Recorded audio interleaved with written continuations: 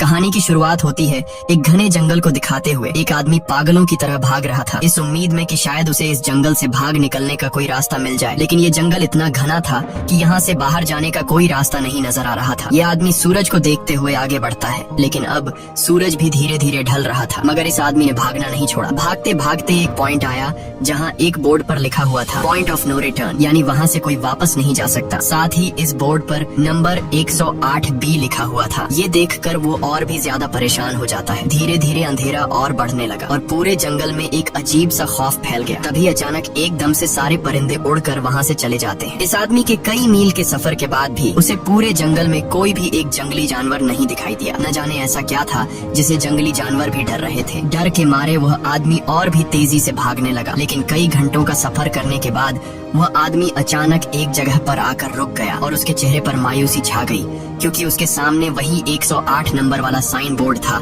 जिस पर लिखा हुआ था पॉइंट ऑफ नो रिटर्न। अब आदमी को समझ आया कि चाहे मैं जितना भी भागूं पर इस जंगल से निकल नहीं सकता। इसलिए अब वो वहाँ छुपने की जगह ढूंढने लगा, लेकिन वहाँ उसे छुपने के लिए कोई सेफ जगह नहीं मिली। इसीलिए अब वो पेड़ के ऊपर चढ़ जाता है, पर तभी उस पेड़ की टहनी टूट गई, जिससे वो आदमी काफी ऊंचाई से नीचे जमीन पर आ गिरा। पेड़ से गिरने के बाद वो बहुत ज्यादा जख्मी हो चुका था। उसे काफी गहरी चोटें आई। इससे पहले कि वो बेहोश हो जाता तभी अचानक जमीन हिलने लगी और अजीब सी गुर्राने की आवाजें आने लगी। वो आवाजें सुनकर आदमी के गले में सांसें अटक गईं। तभी अचानक कोई उसे खींच कर ले गया। खींचने वाला कौन था ये नहीं दिखाया गया, लेकिन हमें उस आदमी की दर्द भरी चीखें सुनाई दी गई। इस इंसिडेंट के 6 दिन बाद हमें शहर में मीना नाम की एक लड़की को दिखाया जाता है जो एक बर्ड शॉप में काम करती है। तभी उसका बॉस आता है और मीना को एक गोल्डन पैरेट को शहर से दूर एक जू में डिलीवर करने का ऑर्डर देता है। मीना बॉस की बात को मानते हुए अब उस पैरेट को डिलीवर करने जाती है। मीना गाड़ी में बैठकर अपने मोबाइल में उस जू का लोकेशन सेट कर लेती है और अपने सफर पर निकल पड़ती है। शहर से बाहर निकलने के बाद वो एक बोर्ड पर बहुत सारे लोगों के मिसिंग फोटोज देखती है, यानी वहाँ पर कई सारे लोग गायब हो चुके थे। लेकिन मीना उन पर ज्यादा ध्यान नहीं देती और आगे बढ़ने लगती है। आगे बढ़ते दौरान मीना शॉर्टकट लेते हुए जंगल के रास्ते से गुजरती है ताकि वो जल्दी से इस पैरेट को जू तक डिलीवर कर दे, और वो पहुँच गई जंगल के बीचों बीच। ये वही जगह है जहाँ हम पहले एक आदमी को गायब होते देख चुके हैं। वहाँ आकर मीना बुरी तरह से फंस चुकी थी। वो अपने मोबाइल पर मैप देखती है, लेकिन वहाँ मोबाइल के सिग्नल नहीं आ रहे थे और उसके कार का रेडियो भी काम नहीं कर रहा था। मीना अब वहाँ से वापस निकलने लगी, लेकिन अब उसे वहाँ से बाहर निकलने का रास्ता समझ नहीं आ रहा था। थोड़ी देर बाद मीना की गाड़ी भी खराब हो गई। मीना गाड़ी से बाहर निकलती है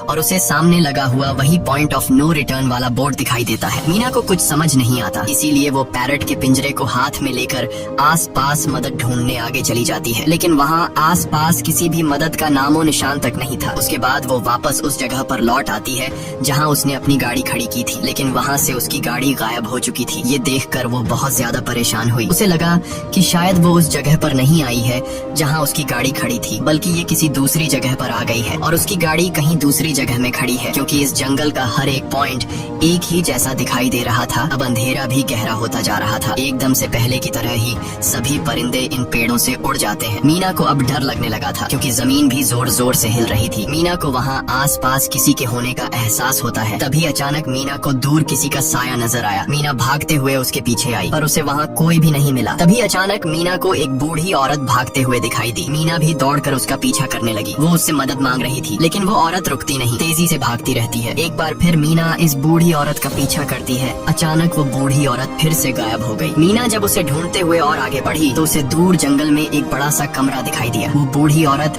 उस कमरे के दरवाजे को खोलकर मीना से कहती है, अगर जिंदा रहना चाहती हो तो जल्दी से अंदर आओ। ये सुनते ही मीना बिना सोचे समझे दौड़ते हुए उस कमरे की तरफ गई। मीना के अंदर आते ही उसने गेट को लॉक कर दिया। मीना देखती है कि ये कोई अजीब सा कमरा है जिसमें एक बहुत बड़ा सा मिरर लगा हुआ था। उस बूढ़ी औरत के साथ यहाँ 2 और लोग भी थे। मीना घबरा कर उन लोगों से पूछती है, ये कौन सी जगह है? इस पर उस बूढ़ी औरत ने जवाब दिया कि इस जगह को हम दी कोब कहते हैं। मेरा नाम है मैडलन, ये लड़की है कियारा और इस लड़के का नाम है डेनियल। बूढ़ी औरत मीना से कहती है कि अभी बातचीत का वक्त नहीं है, तुम जल्दी से हमारे साथ मिरर के सामने खड़ी हो जाओ, क्योंकि कोई हमें देखने आने वाला है। मीना पूछती है, आखिर हमें कौन देखने आ रहा है? तो वो बूढ़ी औरत उससे कोई जवाब नहीं देती। एकदम बाहर से अजीब सी आवाजें आने लगी। मीना डर के मारे पूछती है कि ये आवाज किस चीज की है? तो कियारा मीना को बताती है कि इन्हें हम वॉचर्स कहते हैं। वे शीशे के दूसरे ओर से हमें देख रहे हैं, पर हम उन्हें नहीं देख सकते। वे हर रात सूरज ढलने के बाद यहाँ आते हैं और हमें देखते रहते हैं जब तक सुबह का सूरज नहीं निकल आता। तभी शीशे के दूसरी तरफ से शोर आने लगा। मीना पूछती है, ये शोर कैसा है? उस बूढ़ी औरत ने बताया कि वॉचर्स तुम्हारे आने से खुश हैं, तुम्हें यहाँ देखकर तालियां बजा रहे हैं। मीना बुरी तरह से कंफ्यूज थी। वो जल्द से जल्द यहाँ से निकलना चाहती थी। मैडलिन जिन्हें वॉचर्स कह रही थी, न तो अब तक मीना ने उन्हें देखा और न ही किसी और ने देखा था। रात गुजर जाती है। सुबह होने पर ये लोग उस जगह से बाहर निकल आते हैं। मैडलिन बताती है कि वे वॉचर्स सिर्फ रात में ही बाहर निकलते हैं। दिन के वक्त हम लोग जंगल में आजाद घूम सकते हैं। मीना रात भर यही सोच रही थी कि कब सुबह होगी और जल्दी से मैं इस जंगल से बाहर निकल जाऊं। इसीलिए वह फौरन जंगल से बाहर निकलने का रास्ता ढूंढने लग जाती है। तब मैडलिन बाकी सबको उसे रोकने से मना कर देती है, जैसे कि वह जानती हो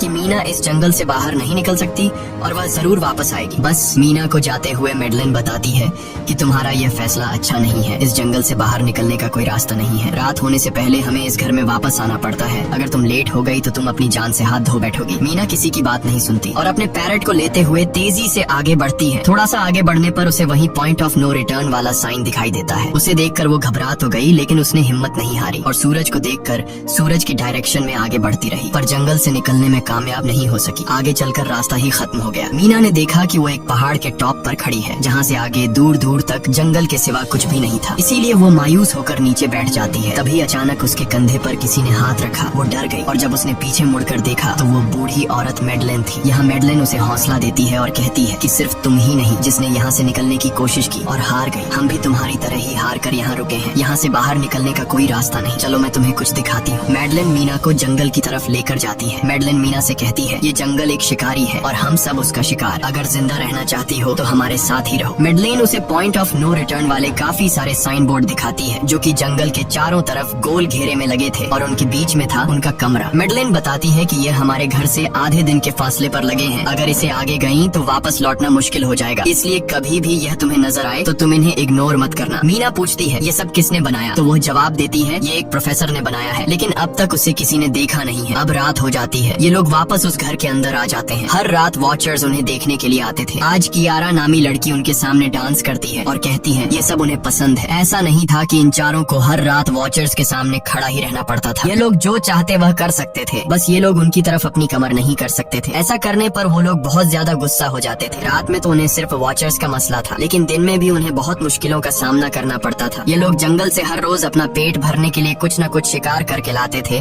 जिससे उनका गुजारा हो जाता। अगले दिन कियारा और मीना दोनों जंगल में शिकार करने जाती हैं। मीना कियारा से पूछती है कि आखिर ये वॉचर्स चाहते क्या? कियारा बताती है, मुझे भी कुछ खास नहीं पता, लेकिन मैडलाइन कहती है कि ये वॉचर्स हमें देखते हैं, हमें ऑब्जर्व करते हैं, लेकिन अगर हमने वॉचर्स को देखा तो हम पागल हो जाएंगे, क्योंकि वॉचर्स बहुत ही खूंखार दिखते हैं। कियारा अब उसे एक गड्ढा दिखाती है और कहती है, ऐसे बहुत से गड्ढे इस जंगल में मौजूद हैं। दिन के वक्त सारे के सारे वॉचर्स उन गड्ढों में रहते हैं और रात में वो यहाँ से बाहर निकल आते। दिन के वक्त ये लोग इसलिए बाहर नहीं आ सकते क्योंकि सूरज की रोशनी उनकी स्किन जलाती है। कियारा मीना को बताती है कि वो 5 महीने पहले अपने पति के साथ इस जंगल में आई थी और तब से वो दोनों यहाँ फंसे हुए थे। पर आज से 6 दिन पहले मेरा पति जंगल में रास्ता ढूंढने निकला है। मुझे उम्मीद है कि वो जरूर वापस आएगा और हम सबको यहाँ से सेफली ले जाएगा। यहाँ हमें मालूम होता है कि असल में कियारा का हस्बैंड वही आदमी था जिससे हमने मूवी के स्टार्ट में देखा था, जिसे कोई यहाँ से खींच कर ले गया और अब वो मारा जा चुका है। इस तरह से बातें करते हुए ये दोनों कमरे के पास वापस लौट आए। यहाँ मैडलिन ने मीना को 3 रूल समझाती है जिंदा रहने के लिए। सबसे पहला ये कि वो रात के वक्त घर का दरवाजा नहीं खोलेगी। दूसरा, रात में वो आईने की तरफ अपनी कमर नहीं करेगी। और तीसरा ये कि दिन के वक्त वो उन गड्ढों के पास नहीं जाएगी और जितना हो सके रोशनी में रहेगी। जब तक तुम इन रूल्स को फॉलो करोगी तब तक तुम जिंदा रहोगी। लेकिन मीना को मैडलाइन की बातों पर बिल्कुल भी भरोसा नहीं होता। अब उस रात मीना इन वॉचर्स के बारे में जानना चाहती थी, इसीलिए वो शीशे के साथ कान लगाकर आवाजें सुनने की कोशिश करती है। जब उसे कुछ सुनाई नहीं देता तो मीना को मैडलिन की बताई गई वॉचर्स की बातें फेक लगने लगती हैं। इसलिए वह रूल्स को तोड़ते हुए अपनी कमर को शीशे की तरफ करके सो जाती है और ऐसा करने पर इन वॉचर्स को गुस्सा चढ़ जाता है। वो लोग जोर जोर से उस शीशे को मारने लग जाते हैं। शोर से मैडलाइन भी उठ जाती है और वह जल्दी से मीना को शीशे की तरफ खड़े रहने को कहती है और तब जाकर वो वॉचर्स का गुस्सा शांत होता है। यानी जब इंसान वॉचर्स को अपनी पीठ दिखाते हैं तो वह उसे खुद की इंसल्ट मानने लगते हैं। ये रात भी गुजर जाती है और अगले दिन मीना डेनियल के साथ शिकार पर निकलती है। वो डेनियल से पूछती है, क्या आज तक तुमने किसी वॉचर को देखा है? जिस पर डेनियल ने जवाब दिया कि मैंने भी आज तक वॉचर्स को नहीं देखा और जो भी वॉचर्स को देखता है वो जिंदा नहीं बच पाता। तब मीना डेनियल को समझाती है कि मुझे लगता है कि ये सब मैडलाइन की बनाई हुई कहानियां हैं जिसके अंदर वो हमें फंसा रही है। हमें जरूर उन गड्ढों को जाकर चेक करना चाहिए, शायद हमें यहाँ से बाहर जाने का कोई रास्ता मिल जाए। डेनियल भी यहाँ रहकर बहुत ज्यादा तंग हो चुका था और वो भी किसी तरह से रास्ता ढूंढकर इस जंगल से भाग निकलना चाहता था। इसलिए इसलिए वो मीना की बात मान लेता है और वो दोनों गड्ढे के पास पहुंच जाते हैं। अब मीना अपने आप को रस्सी से बांधकर इस गड्ढे के अंदर उतरती है। रस्सी का दूसरा सिरा डेनियल ने पकड़ा हुआ था ताकि अगर मीना को कुछ भी हो वो जल्दी से मीना को बाहर की तरफ खींच ले। मीना नीचे गड्ढे में पहुंच जाती है जहां उसे बहुत सारा इंसानों का सामान मिलता है। मीना उस सामान को इकट्ठा कर लेती है। ये सारा सामान उन लोगों का था जो जंगल में वॉचर्स के शिकार हो चुके थे। डेनियल रस्सी के सहारे कैमरा, साइकिल और जरूरत का सारा सामान को बाहर ले आता है। मीना अब नीचे इंतजार करती है कि डेनियल कब रस्सी नीचे फेंकेगा और मैं ऊपर चली जाऊंगी। और इससे पहले कि मीना उस गड्ढे से बाहर निकल पाती, उसे गड्ढे के अंदर किसी के आने की हलचल सुनाई देती है। मीना जल्दी से डेनियल को रस्सी नीचे फेंकने की आवाज देने लगती है, लेकिन तभी मीना को पकड़ने के लिए एक वॉचर का हाथ बढ़ने लगता है। पर मीना धूप में खड़ी थी, इसलिए जब उस वॉचर के हाथ पर सूरज की रोशनी पड़ी तो उसका हाथ जलने लगा। इतने में डेनियल ने नीचे मीना के पास रस्सी फेंकी और मीना फौरन जल्दी से बाहर निकल आई। मीना पूरी तरह से डर गई थी। ये लोग उस सारे सामान को लेकर अपनी सेफ हाउस में आ गए, जहाँ मैडलन ने उससे पूछा, ये सामान तुम्हें कहाँ से मिला? ये लोग झूठ बोल देते हैं कि ये सामान उन्हें इस जंगल से मिला। मैडलन को इस जंगल में रहते हुए बहुत अरसा गुजर चुका था। वो जानती थी कि ये सामान उसे जंगल से नहीं बल्कि एक गड्ढे से मिला होगा। वो मीना से पूछती है, बताओ तुमने गड्ढे के अंदर क्या देखा? लेकिन मीना उसे कुछ नहीं बताती। ये लोग बहुत खुश थे कि आज रात ये लोग वॉचर्स को देख पाएंगे, क्योंकि मीना को गड्ढे के अंदर एक कैमरा मिला था। डेनियल किसी तरह जुगाड़ करके उस कैमरा को टीवी के साथ अटैच कर लेता है ताकि ये लोग भी टीवी पर वॉचर्स को देख पाए। मैडलन बार बार उन्हें समझाती है कि ये तुम लोग गलत कर रहे हो, लेकिन ये दोनों उसकी एक बात भी नहीं सुनते। आज रात ये लोग वॉचर्स के इंतजार में बैठे थे ताकि उन्हें वो देख पाए, लेकिन काफी रात होने के बावजूद भी आज कोई वॉचर उन्हें देखने नहीं आया। और अब कुछ देर बाद उनके साथ कुछ अजीब सा होने वाला था। ये लोग बातचीत में मसरूफ थे कि तभी उनका दरवाजा खटखटाया जाता है, यानी दरवाजे पर किसी ने दस्तक दी। उन्होंने जल्दी से टीवी की तरफ देखा तो वहाँ उन्हें इंसानी टांगे दिखाई दे रही थी। बाहर जो कोई भी था वो कियारा के हस्बैंड की आवाज में बात कर रहा था और वो जल्दी से दरवाजा खोलने को कह रहा था। कियारा को लगा कि जरूर उसका हस्बैंड यहाँ से बाहर निकलने का रास्ता ढूंढ आया है। वो जल्दी से उठकर दरवाजा खोलने के लिए जाती है, लेकिन मैडलिन बीच में आकर दरवाजा खोलने नहीं देती। वो कहती है कि मैं जानती हूँ बाहर तुम्हारा हस्बैंड नहीं है, क्योंकि मैडलिन जानती थी कि रात के इस अंधेरे में कोई भी इंसान इस कमरे तक नहीं पहुँच सकता। लेकिन कियारा को मैडलिन की बातों पर यकीन नहीं होता और वो दरवाजा खोलने की कोशिश करती है, जिसके बाद मैडलिन कियारा से कहती है कि वो तुम्हें फंसा रहा है, तुम उसका इम्तिहान ले लो, तुम उसे कोई ऐसी बात पूछो जिसके बारे में सिर्फ तुम या तुम्हारा हस्बैंड जानता हो। कियारा बाहर खड़े हुए इंसान से एक किताब के बारे में सवाल करती है जिसके बारे में उसे पता होना चाहिए था, लेकिन जब बाहर खड़ा हुआ इंसान कोई जवाब नहीं देता तो ये समझ जाते हैं कि ये वॉचर ही है। ये लोग जब दरवाजा नहीं खोलते तो वॉचर उनके बाहर लगाए हुए कैमरा को तोड़ देता है। और यहाँ हमें एक बात पता चलती है कि वॉचर्स इंसान के रूप में भी खुद को बदल सकते हैं। वॉचर्स उनकी इस हरकत पर बहुत ज्यादा गुस्सा हो गए थे। वे बहुत तेजी से शीशे को मारने लगे, जिससे शीशे में एक बड़ा क्रैक भी आ जाता है। लेकिन यहाँ मैडलिन समझदारी दिखाते हुए सबको लाइन से शीशे की तरफ खड़ा कर देती है, जिससे वॉचर्स का गुस्सा थोड़ा बहुत ठंडा हो जाता है और वे वहाँ से चले जाते हैं। अब यहाँ मीना मैडलिन को बताती है कि हमने गड्ढे में से ये सारा सामान चुराया था। ये सुनकर मैडलिन बहुत ज्यादा गुस्सा हो जाती है कि तुम लोगों ने दूसरा रूल भी तोड़ दिया। अगली सुबह मैडलिन उस गड्ढे से लाया हुआ सारा सामान उठाकर वापस उसी गड्ढे में फेंक देती है, जिससे उन वॉचर्स का गुस्सा थोड़ा शांत हो जाता है। मगर अब इन लोगों को जंगल में बहुत ही ज्यादा अजीब चीजें दिखाई देना चालू हो गई थी और उसका सबसे ज्यादा असर डेनियल पर होता है। डेनियल अचानक बात बात पर बहुत ज्यादा गुस्सा करने लग जाता है। दूसरी तरफ कियारा, जिससे पहले उम्मीद थी कि उसका हस्बैंड जिंदा है और वो यहाँ आकर उसे यहाँ से बचा लेगा, लेकिन अब उसे पता चल चुका था कि उसका हस्बैंड अब वापस नहीं आएगा, जिसकी वजह से वह अंदर ही अंदर पूरी तरह से टूट चुकी थी। और वो डिसाइड करती है कि वह वॉचर्स के इन गड्ढों में कूद कर अपनी जान दे देगी, क्योंकि अब उसके पास जीने की कोई वजह नहीं रही। वह ऐसा करने ही वाली होती है कि मीना आकर उसे बचा लेती है। इसी बीच हम देखते हैं कि डेनियल मैडलिन की तरफ अजीब तरह से देख रहा होता है और वह गुस्से में आकर मैडलिन को पेड़ के साथ बांध लेता है। डेनियल ने कहा कि अब मैं इस बुढ़िया के कोई रूल्स नहीं मानूंगा, अब यहाँ सिर्फ मेरी बात मानी जाएगी। अब रात होने वाली थी, इसलिए डेनियल कमरे की तरफ भागा और कियारा भी उसके पीछे भागी, लेकिन मीना मैडलिन के पास आई और उसकी रस्सियाँ खोलने लगी। दूसरी तरफ डेनियल ने कियारा को लेकर कमरे का दरवाजा अंदर से बंद कर दिया और मीना और मैडलिन को बाहर वॉचर्स के लिए छोड़ दिया। मीना और मैडलिन डेनियल से दरवाजा खोलने के लिए गिड़गिड़ाते रहे। डेनियल से रिक्वेस्ट करते हैं कि प्लीज दरवाजा खोल दो, लेकिन डेनियल ने दरवाजा नहीं खोला। अब बाहर चारों तरफ अंधेरा छा गया और वॉचर्स के आने का टाइम हो गया, इसलिए अब मजबूरन उन्हें अपनी जान बचाने के लिए एक घने पेड़ के नीचे रहकर छिपना पड़ा। थोड़ी देर बाद उन्हें वॉचर्स की गुराने की आवाजें आने लगी। इस टाइम मीना और मैडलिन के साथ हमें भी उन वॉचर्स की एक झलक दिखाई जाती है। ये लोग लंबे, पतले और खतरनाक थे। सब अपने अपने गड्ढों से निकलकर इंसानों को देखने के लिए उस सेफ रूम तक पहुंचते हैं। और जब ये लोग देखते हैं कि मीना और मैडलिन वहाँ नहीं है, तो वो उनको खाने के लिए जंगल में ढूंढने लग जाते हैं। और जब ये वॉचर्स दूर जाते हैं तो मौके का फायदा उठाते हुए ये दोनों फिर से सेफ रूम तक आ जाते हैं और डैनियल से रो रो कर दरवाजा खोलने को कहते हैं। इस बार डैनियल के दिल में रहम जाग जाता है और वो उनके लिए दरवाजा खोल लेता है। अब अंदर जाने के बाद पहले तो मैडलिन डैनियल पर गुस्सा करती है और फिर इन सबको शीशे के सामने खड़ा करके वॉचर्स के बारे में कुछ बातें बताती है। मैडलिन ने कहा कि अब तक हम बहुत से रूल्स तोड़ चुके हैं, इसलिए मुझे नहीं लगता कि इस बार वॉचर्स हमें माफ करेंगे। मैं तुम लोगों को वॉचर्स के बारे में कुछ सच्चाई बताना चाहती हूँ। दरअसल मैं जब यहाँ पहली बार आई थी तो मैंने कुछ ऐसा देखा जिससे मेरे होश उड़ गए। मैंने अपना ही एक डुप्लीकेट देखा। असल में वो एक वॉचर था जो मेरा रूप लेने की कोशिश कर रहा था। हालांकि उसकी आंखें और बाल बिल्कुल परफेक्ट नहीं थे। मीना ने पूछा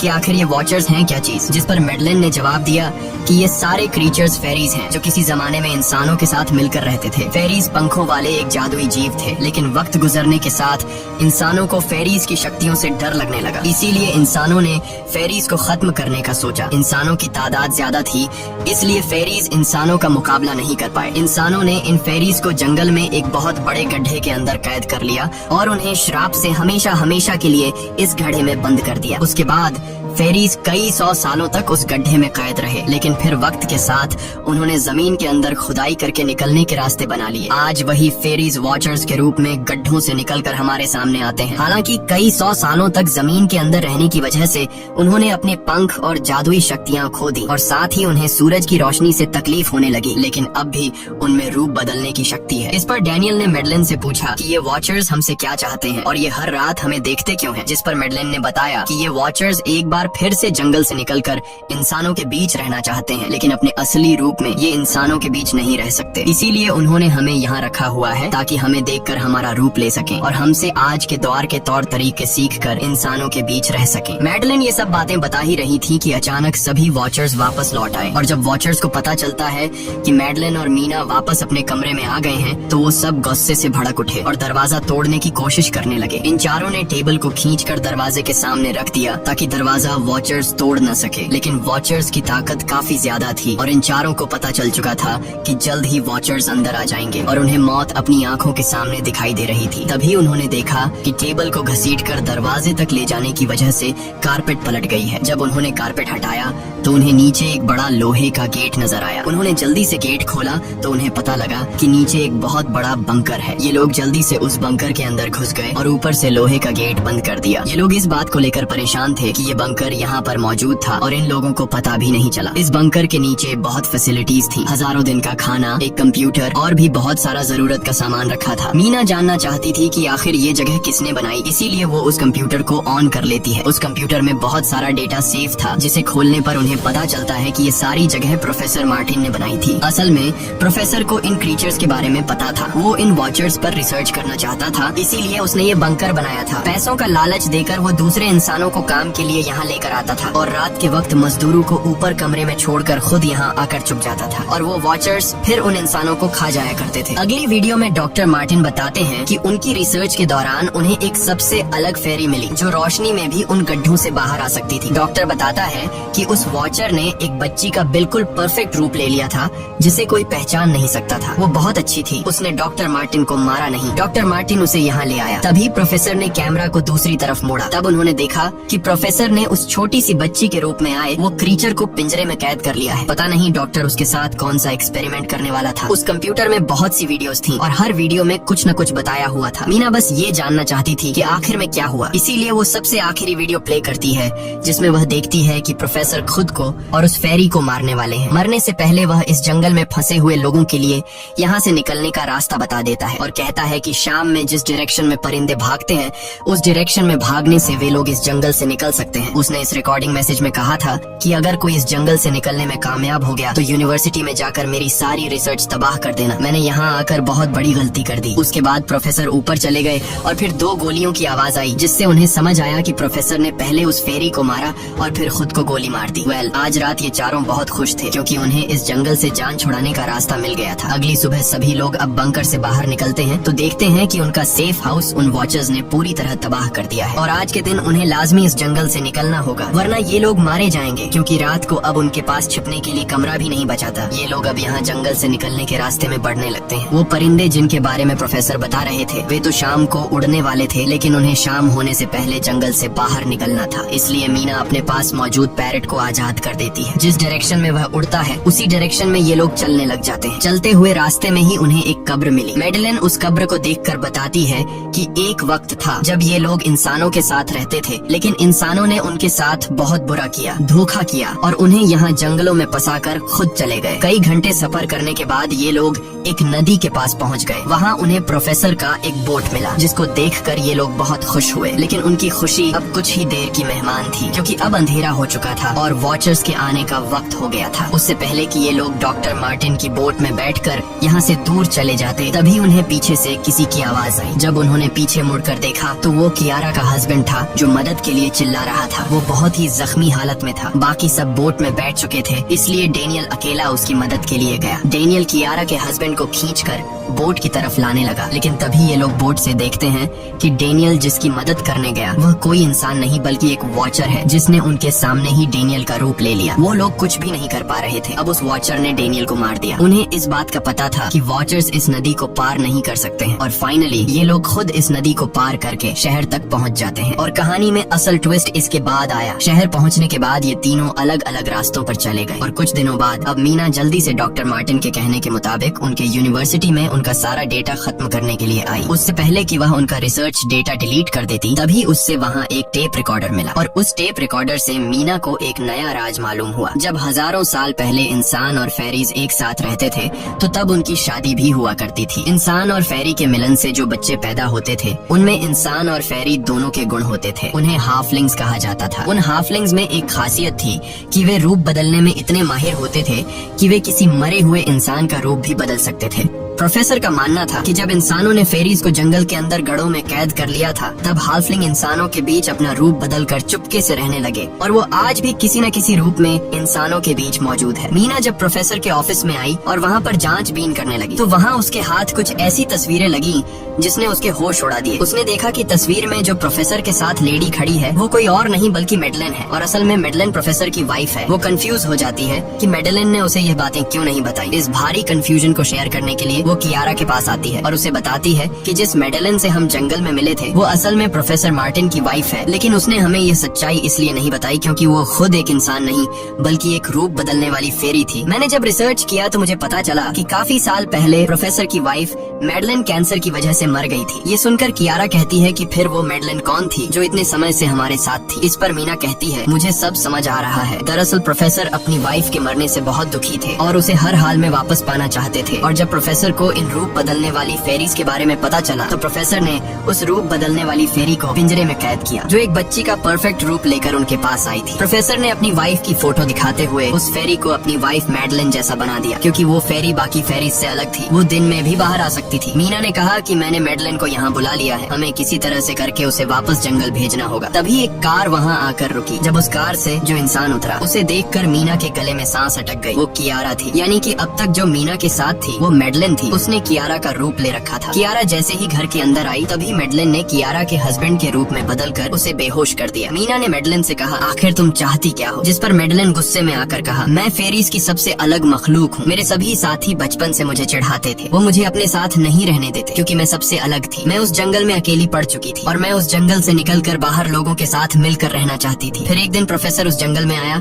उसने मुझे पिंजरे में कैद कर लिया। उसने मुझसे कहा कि अगर मैं उसकी वाइफ का रूप ले लूं तो वह मुझे जंगल से बाहर ले जाएगा। मैंने उसकी बात मान ली। प्रोफेसर ने मुझे मैडेलिन की सारी बातें सिखाई और बाद में उस धोखेबाज प्रोफेसर ने मुझे मारने की कोशिश की, लेकिन उससे पहले कि वो मुझे मार पाता मैंने उसे ही मार डाला। तुम इंसान कभी भी भरोसे के लायक नहीं थे और न ही रहोगे। अब तुम भी मेरी सच्चाई जान चुकी हो, इसलिए तुम्हें भी मरना होगा और तुम्हें मारने के बाद मैं तुम्हारे रूप में इंसानों के बीच रहूंगी। यह कहकर मैडेलिन ने मीना का रूप ले लिया और उसका गला दबाकर उसे मारने लगी। तब मीना ने मैडेलिन से कहा कि क्या प्रोफेसर ने तुमसे यह नहीं कहा कि तुम क्यों दिन में निकल सकती हो? असल में तुम हाइब्रिड हो, आधी इंसान और आधी फेरी, इसीलिए तुम इंसानों और फेरीज के बीच रह सकती हो। मुझे पता है कि दुनिया में अकेला रहना कैसा होता है, लेकिन तुम अकेली हाफलिंग नहीं हो। तुम्हारे जैसे और भी हाफलिंग्स हैं जो किसी न किसी रूप में इंसानों के बीच रह रहे हैं। इस सच्चाई का पता चलते ही मैडेलिन पेंगुइन का शरीर अचानक अपने असली रूप में आने लगा। देखते ही देखते उसके पंख निकल आए, जिसके बाद वो मीना को यहीं पर छोड़कर यहाँ से उड़ जाती है। इसके बाद कुछ हफ्तों के बाद का सीन दिखाया जाता है, जहाँ मीना अपनी सिस्टर के साथ रहने लगी है। उसने अपनी सिस्टर को बताया कि शायद वो फेरी अभी भी मेरा पीछा कर रही है। तब मीना की सिस्टर उसे कहती है कि तुम डरो मत, ऐसा कुछ नहीं है। और कहानी के एंड में हम एक छोटी बच्ची को देखते हैं जो कि उस वक्त मीना के घर के नीचे खड़ी थी। ये कोई और नहीं बल्कि मैडलन थी, जो अब उनके दुनिया में उस रूप में रह रही है। और इसी के साथ ये कहानी खत्म हो जाती है। अगर आपको ये वीडियो अच्छी लगी हो तो हमारे चैनल को सब्सक्राइब और वीडियो को लाइक जरूर कीजिएगा।